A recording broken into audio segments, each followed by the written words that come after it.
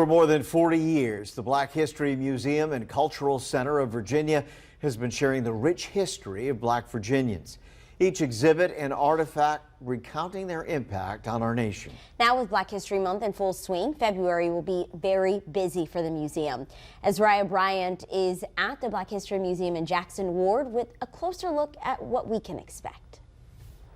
Maggie L. Walker and Arthur Ashe are just a few of Black Virginians who changed history not only in our area, but across the world. But what about names like Oliver Hill and Dr. Leroy Scott Bray Jr.? They also made contributions, and their stories are alive here at the Black History Museum and Cultural Center of Virginia. Curators vowed to never let those stories fade away. So we've been telling stories that inspire for over 40 years. Since 2016, you could find the Black History Museum and Cultural Center of Virginia here in the heart of Jackson Ward, where the Lee Street Armory once stood, a building filled with rich history. It was built for the 1st Battalion of the Black Militia. So it's so cool to come into a space that we can still feel our ancestors' presence and all the accomplishments that were made during that brief period of Reconstruction as a living memorial. This museum has been spreading knowledge since the 80s and was originally located at the formerly Black branch of the Richmond Public Library on Clay Street. So the Black History Museum and Cultural Center of Virginia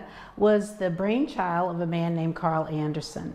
And in 1981, he came up with the idea that Virginia's history needs to be captured. It had purposefully been left out of America's history, Virginia history. Faithy Gnarl is a cultural heritage specialist at the museum and has ties to these famous Black Richmonders, including her grandfather, Albert Gnarl, a formerly enslaved man who helped found the Richmond Planet newspaper, and Maggie Walker, the great-great-grandmother of her children on her husband's side. That connection helps Faithy share her own family history when leading tours here.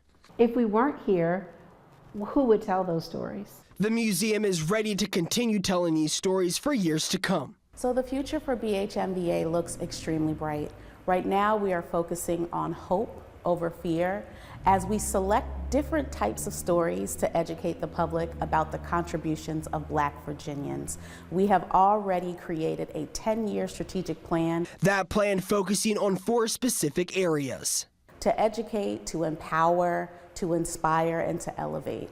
Those are our key areas of focus that we really want people to feel when they come in through these doors. So the next 10 years looks extremely bright for BHMVA. And of course, they will be busy this month with the opening of a new exhibit honoring the contributions of Black workers in Virginia, as well as lectures and programs throughout the month. So we do have some off-site exhibitions that we will be focusing on during Black History Month. And we want to make sure that we can meet the needs of those who may not be able to come into our doors. So we're always doing something just a little bit different, so you should never expect the same thing from BHMVA.